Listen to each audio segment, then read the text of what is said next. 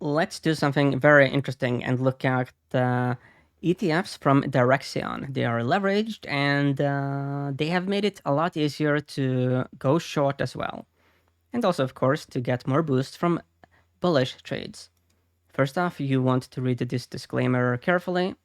So yeah, this is usually the type of videos that are hidden behind the VIP plan, but I think I will just throw it out there so you know what you are potentially missing.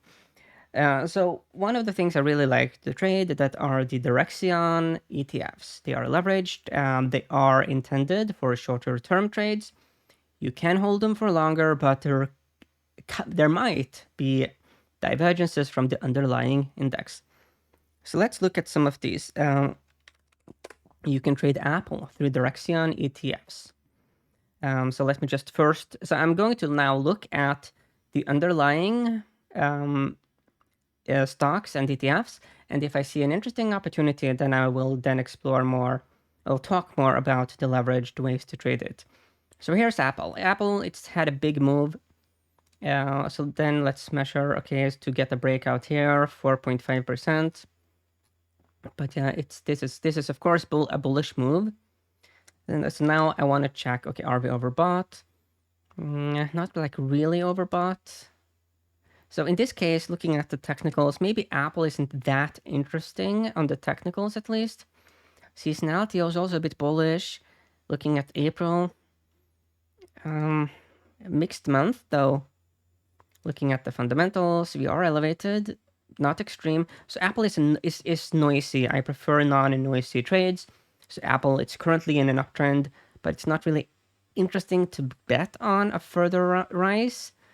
Then again, it's not really that appealing to short at this point either, so I will just move to the next candidate, and that is Amazon. That's the other stock where Direxion has leveraged ETFs. Okay, so this is a bit more interesting. Okay, so we have a rally. We're very far away from the all-time highs. Maybe we get a breakout. Okay, let's look here at the dailies. Seeing some move here, we do have the 200 daily moving average resistance. So it would be even more interesting if we were here. We do have a couple days now with Amazon going up, so it's not a perfect timing, but let's explore. No problem here on RSI on the dailies or the weeklies. So Amazon it's a bit interesting. Yeah, seasonality is. Yeah, I usually actually have a bit of a pullback though into 24th-ish of April. April though, it's a very green month for Amazon. Really good month. On the table view here. May recently been weak though, but there's been periods where it's been really strong. Okay, Amazon becoming more interesting. Price to book, historically really low. Price to sales, really low. Price earnings, also low. And so Amazon is now rising in... the appeal here of trading Amazon is going up. Average price target is 28% above us. That is a lot, you know. This is not a small cap. Amazon is no penny stock. Strong buy from 39 analysts. Okay, this is bullish. Okay.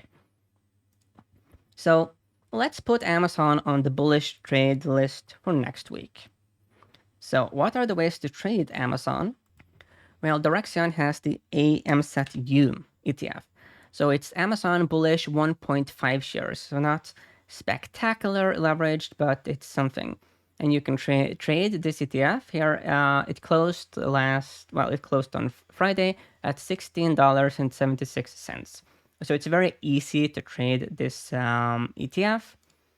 To trade the stock, you have to throw out $102. Unless you get into the fractional shares. But yeah, I think Amazon is on my bull list for next week.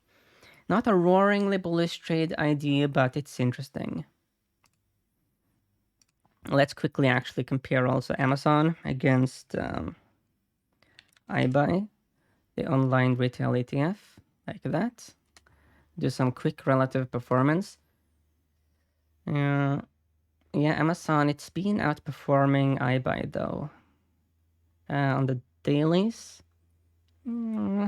Yeah, but Amazon is a leader though, so you also have that factor. The seasonality is very favorable to Amazon here versus iBuy. April is a very either or month for Amazon, yeah, as you can see with these two. But yeah, I think there's reasons here to be bullish on Amazon. Next on the Direction list is Google Alphabet Inc. Strong rally though from Google. Let's look here at the dailies. Also decent rally. So this is not really appealing as like a bullish position.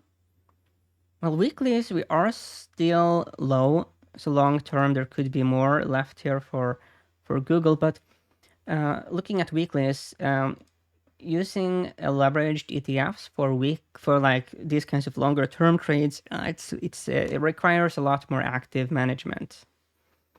You really need to pay attention to what happens to the leveraged ETFs to make sure there's no like substantial divergence from the underlying security. But on the dailies, we are high though on RSI. This is a level where we previously have seen some pullbacks. Some rather sharp pullbacks, frankly. You see here that the Alphabet's stock, it really is, it goes up and down quite regularly. Okay. Okay, the seasonality, not really interesting though, to the left here at least. April, recently it's been bullish except for 2022, which was really bearish. But yeah, there's just too much noise here for Google. There's a bullish move in development, but it's already in development. Okay, next on we have Microsoft. Okay, technically this could be a bit interesting because we have a double top here, classical bearish pattern. So technically speaking, this is potentially a bearish trade. Dailies. So let's look here at RSI. Ooh, overbought here on the daily RSI. We have been higher though, but recently this has been the ceiling. Sell signal on the MACD, on the weeklies. When the data loads, we are elevated, but not in like, well, looking at the 20-week PPO, we are actually a bit in, the danger zone.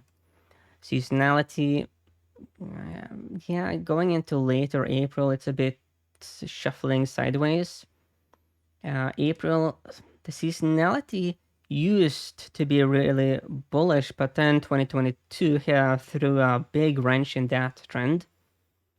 May is messy, more bullish than bearish, but it's not like, yeah, there's issues. Price book is not that high. Price to sales is not that high either. Okay, so let's look at some price targets for Microsoft. Yeah, forecasts. Yeah, the average price target is 1.7% above us. So it basically means that the market thinks that Microsoft is pretty fairly valued at this point. So I do think that there's a decent probability here of a pullback. It's not extreme, but the nice thing here about the double top is that you have a clear stop level. So let's measure it. It would be, yeah, 3% above us. That would be like the stop level where we would have the falsification of the double top thesis. So to go bearish on Microsoft, you would look at the MSFD ETF. It's Microsoft bearish 1 shares. So it's a one-time leverage. But this is like an easy way to short Microsoft without actually shorting the stock itself. But yeah, this looks like it's an interesting candidate for a bearish trade. So you could turn this into like a pairs trade, Amazon and Microsoft. So in terms of a pairs trade, let's actually look at the correlations between Microsoft and Amazon. So yeah, MSFT, Microsoft. And then we just throw Amazon in here, Amazon, like that. Okay, so long term, there is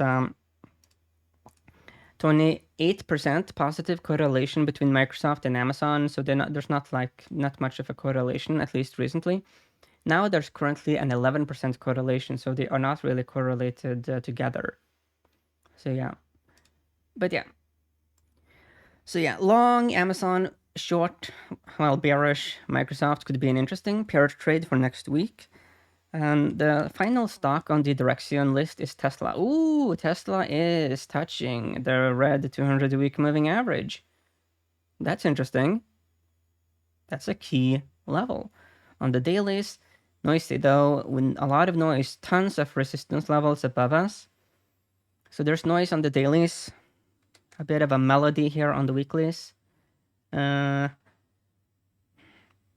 neutral zone really here on RSI and PPO on the weeklies. On the dailies, accumulation distribution is holding up though.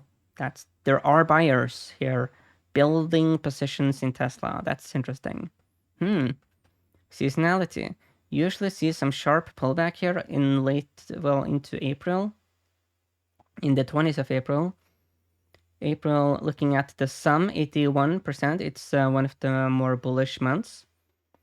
But I mean, so far we have seen an 11% loss for April, but that is, yeah, it's one of the worst Aprils though, which means that contrarianly speaking, it could be bullish.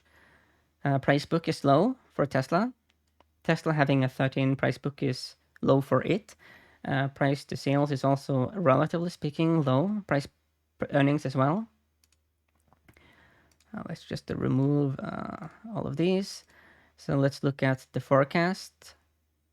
The average price target among the analysts, and the analysts are, skeptical of Tesla, 11%. So that's good. 22 strong buys. So overall, there's a buy rating here on Tesla.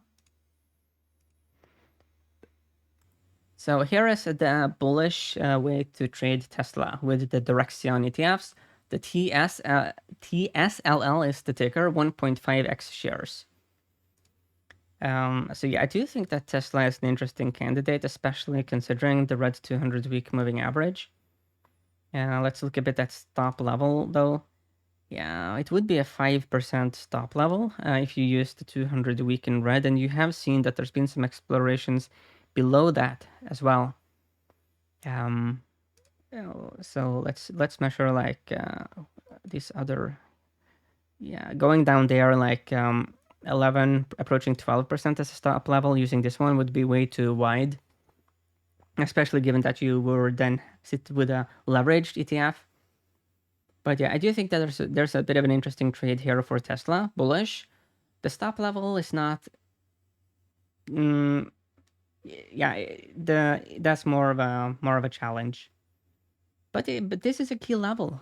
There's reasons there to be a bit bullish on Tesla. But yeah.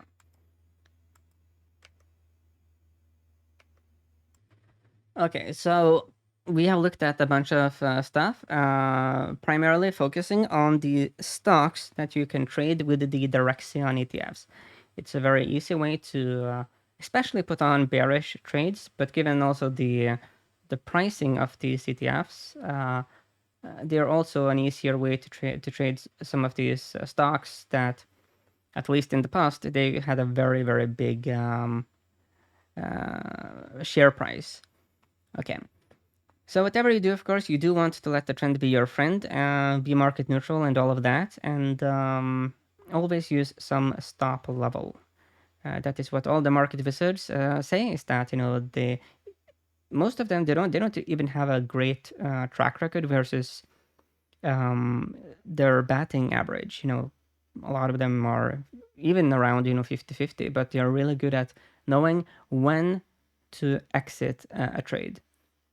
And if you have a nice habit of exiting trades when the losses are small, and exiting when the gains are big, moving the stopper along, then the math works out pretty well.